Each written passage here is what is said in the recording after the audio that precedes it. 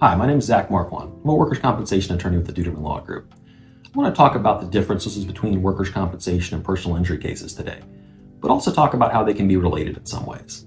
So a workers' compensation claim is something that happens while you're at work, whether on the clock at the job site or maybe on the clock away from the job site, and it's a no-fault system. That means you don't have to prove that your employer or anyone else was negligent.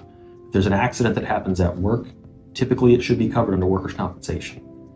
Now, the limitation to that is because you don't have to prove fault, you can't hold your employer accountable for pain and suffering or sort of what you've gone through. Workers' compensation will pay for your time out of work, your lost wages, and it'll also pay for medical compensation. Personal injury, on the other hand, is in a separate system.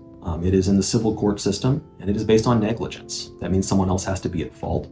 And in North Carolina, it means only they can be at fault. If you are personally at fault at all, your claim may not be found to be covered under personal injury law in North Carolina.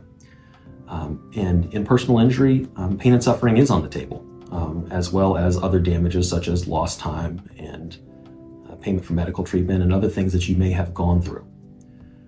These two kinds of cases are very different. Typically, you cannot sue your employer for negligence. That is completely covered by workers' compensation. But there are situations where you can have both kinds of claims at the same time. If, for instance, you drive for work and you're in a car crash while you're on the clock driving, you can have a workers' compensation claim. But if the other driver is at fault, there may be a workers' compensation claim and along with the personal injury claim that you get pursuing the other driver. Both of those claims do interact. The treatment that happens through workers' comp becomes evidence in the personal injury claim. Workers' compensation potentially has a right to get paid back out of any personal injury settlement or award from a jury.